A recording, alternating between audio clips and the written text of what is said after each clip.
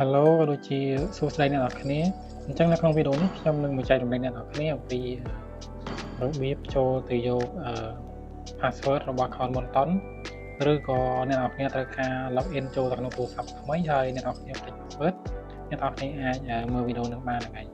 អញ្ចឹងដូចជានៅក្នុងវីដេអូនេះគឺខ្ញុំបានធ្វើការ login ចូលទៅក្នុងទូរស័ព្ទថ្មីប៉ុន្តែខ្ញុំបានភ្លេចលេខកូដអញ្ចឹងយើងថ្ងៃនេះយើងមកធ្វើពីរបៀបចូលទៅយកលេខកូដហ្នឹងហើយអញ្ចឹងអ្នកនរគ្នាបើសិនជាចង់ login ជាមួយនឹង account Monton យើងចូល account Monton មកហ្នឹងហើយអញ្ចឹងមកដល់កន្លែងនេះគេនឹងធ្វើការឲ្យយើងបញ្ចូលនៅGmail ហើយនឹង password ប៉ុន្តែដោយសារតែយើងអត់ពេញលេខកូដហើយយើងយក forgot password ខាងក្រោមនេះ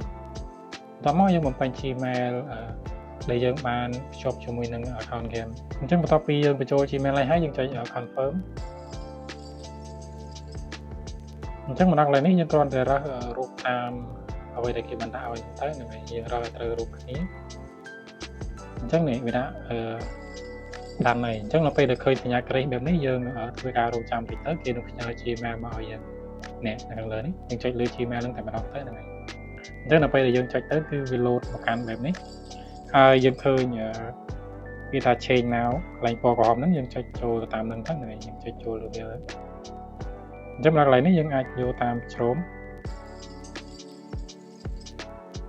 អញ្ចឹងយើងធ្វើការរងចាំតិចទៅហ្នឹងហើយវាកំពុងតែដំណើរការហើយអញ្ចឹងមកដល់កន្លែងនេះគឺអត់មានអីញ៉ៃញ៉ៃទេគេឲ្យយើងធ្វើការបញ្ចូលនៅ password ថ្មីតែម្ដងអញ្ចឹងយើងធ្វើការបញ្ចូលនៅ password ថ្មីមកហ្នឹងហើយអញ្ចឹងកន្លែងនេះខ្ញុំសូមដាក់ password របស់ខ្ញុំអញ្ចឹងបន្ទាប់ពីធ្វើការបញ្ចូលនៅ password ហើយអ្នកនរគ្នាចុច confirm មកហ្នឹងហើយចុច confirm ហើយយើងចុច confirm មួយទៀតមកអញ្ចឹងបន្ទាប់មកវានឹង load មកកាន់ account game របស់យើងវិញមកសំដៅវានឹងload មកកាន់ app game របស់យើងអញ្ចឹងយើងខ្វែងកន្លែងនេះទៅមើលមកទៀតយើងចូលមកកាន់ Monton របស់យើងដដែលបន្ទាប់មកយើងធ្វើការបញ្ចូលនៅ Gmail របស់យើង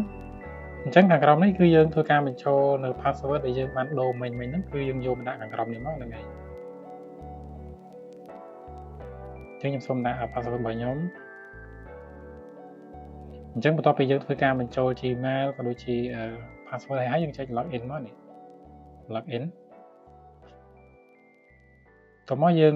គ្រាន់តែ tick ឲ្យត្រូវនឹងរូបដែលគេបានដាក់ឲ្យនឹងទៀតម្ដងទៀតទៅ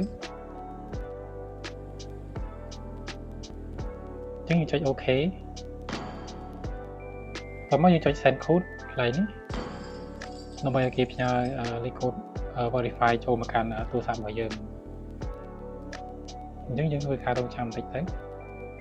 អញ្ចឹងបន្ទាប់ពីគេផ្ញើលេខកូដឲ្យហើយយើងអ្នកគ្នាយកលេខកូដហ្នឹងជាមួយខ្ទង់ហ្នឹងយកមកបញ្ចូលកន្លែងនេះមកហ្នឹងហើយបន្ទាប់មកយើងចុច next